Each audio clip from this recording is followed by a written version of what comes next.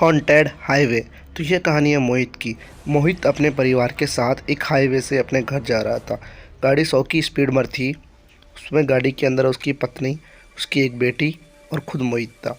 उसकी पत्नी मोहित के साथ आगे वाली सीट पर बैठी थी और उसकी बच्ची गुड़िया के साथ पीछे वाली सीट पर सो रही थी। गाड़ी 100 की स्पीड पर थी तो चलते चलते उसको एक महिला हाईवे के ऊपर एक बच्चे के साथ खड़ी हुई दिखाई दी, जिसने काली साड़ी पहन रखी थी। एकदम से उसको दिखी तो वो ब्रेक लगाने की कोशिश की, परंतु तब तक महिला को गाड़ी टच कर चुकी थी और इतने ज़ोर से टच किया कि वो 15-20 फीट ऊपर उछल कर गिर गई। जब मोहित ने देखा तो उसकी लाश वहीं पर पड़ी थी और उसके बच्चे का भी सर फटा हुआ था। दोनों का खून रोड के ऊपर बहा हुआ था। तभी मोहित एकदम से चिल्लाया, अरे मेरे हाथ से पाप हो गया, मैंने एक बच्चे और एक महिला को मार दिया। ज़ोर ज़ोर से रोने लगा। तभी उसकी पत्नी ने कहा, क्या हुआ मोहित? तो उसने कहा, मैंने एक बच्ची और एक उसकी माँ को मार दिया। उसको मारने के बाद मोहित को यह भी पता नहीं था कि उसकी गाड़ी आगे जाकर एक पेड़ के टकरा गई है, और इतनी ज़ोर से टकराई। आप आगे सुनो कहानी का मतलब। उसके बाद उसकी पत्नी ने कहा, कौन सी महिला? यहाँ पर तो कोई भी महिला नहीं है। तो उसने देखा तो वहाँ पर कोई महिला नहीं थी। उसके बाद वो गाड़ी चलाई वापस उसने। वो दिन पूरे रास्ते यही सोच रहा था कि कौन थी वो महिला, कौन थी वो महिला मैंने जिसको मारा था। परंतु जब उसको टच हुआ तो वो कहाँ पर थी? वो तो वहाँ पर थी नहीं। उसके बाद उसकी बेटी ने कहा, पापा हम घर पहुँच गए क्या? उसने कहा नहीं। मोहित ने कहा नहीं। उसके बाद उसकी बेटी ने कहा कि पापा मेरे को भूख लग रही है। तो उसकी पत्नी ने कहा, हाँ जी सही कह रही है, मेरे को भी भूख लग रही है, कहीं पर एक होटल दिखे तो आप वहाँ पर गाड़ी रोकना। थोड़ी दूर चलने के बाद उनको एक होटल दिखता है। होटल ऐसा था कि वहाँ पर कोई आदमी मजबूरी के अंदर ही वहाँ पर रुकेगा, वरना नहीं रुकेगा। बहुत ही डरावना होटल था। तो वहाँ पे गाड़ी रोकी। गाड़ी रोकने के बाद वो जब अंदर गए होटल के तो उसने पूछा उसकी पत्नी ने, भैया यहाँ पर वॉशरूम कहाँ है? तो उनके जो वहाँ पर उस पर काउंटर पे बैठा था, उसकी शक्ल इतनी गरीब थी, उसके फेस पर एक बहुत ही खतरनाक कट था जो उनको आदमियों से अलग बना रहा था। वो डरावना फेस था बिल्कुल। उसने कहा, यहाँ पर तो कोई वॉशरूम नहीं है, पर पास में एक कुआं है, वहीं पर आप अपना हाथ मुंह धो लीजिएगा। तो उसकी पत्नी मुंह बनाकर वहाँ पर चली गई।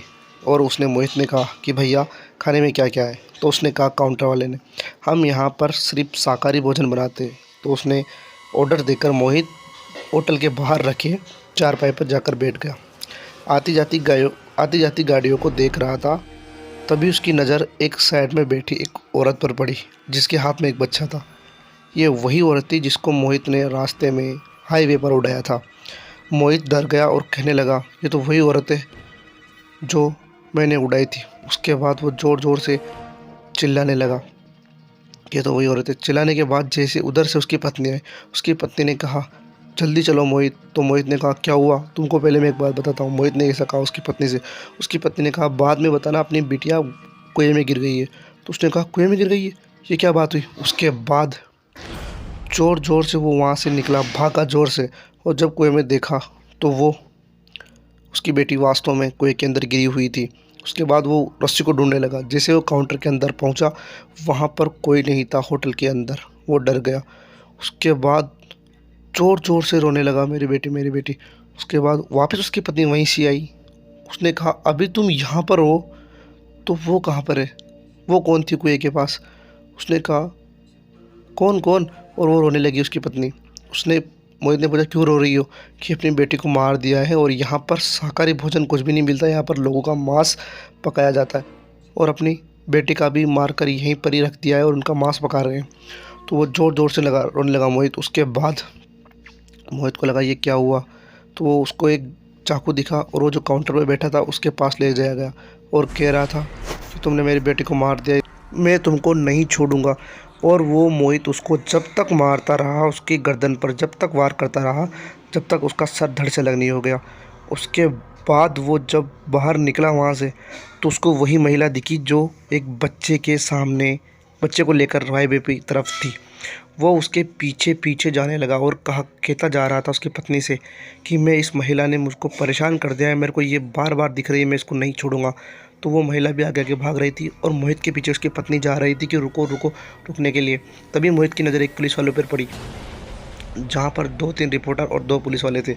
मोहित उनके पास गया उसने पूरी घटना बताई, परंतु पुलिस वालों ने बिल्कुल भी नहीं सुनी और मोहित ज़ोर से चिल्लाया, अरे मैं जो कह रहा हूँ तुमको सुनाई नहीं दे रहा, मैं कितनी देर से बोल रहा हूँ। उसके बाद 2-3 रिपोर्टर फ़ोटो खींचने लगे। फ़ोटो खींचने के बाद वो फ़ोटो जिस चीज़ का खींच रहे थे वो एक कार थी और कार के अंदर लाशें थी। वो लाशें थी मोहित की, दूसरी उसकी पत्नी की और तीसरी उसकी बेटी की। अब सुनो कहानी का ट्विस्ट। जब वो औरत महिला उसको दिखी थी और उसकी गाड़ी उस पेड़ से टकराई थी, तभी उनकी मौत हो गई थी तीनों की। पुलिस वाले कह रहे थे आज फिर से एक परिवार मारा गया। यहाँ पर बड़े बड़े अक्षरों में लिखा हुआ है कि आगे रास्ता ख़राब, आगे जाना बहुत ही खतरा है। फिर भी ये परिवार को ये बोर्ड नहीं दिखा। तो उसका पास का जो हवलदार था उसने कहा कि आज के 2 हफ्तों के अंदर अंदर ही 2 दर्जन परिवार मर चुके हैं इसी परिवार की तरह। तो दोस्तों यही थी अपनी कहानी आपको अच्छी लगी तो वीडियो को लाइक करना है, चैनल को सब्सक्राइब करना है। मिलता हूँ आपसे अगली कहानी में, तब तक के लिए अलविदा दोस्तों, बाय बाय। वीडियो को लाइक ज़रूर कर देना।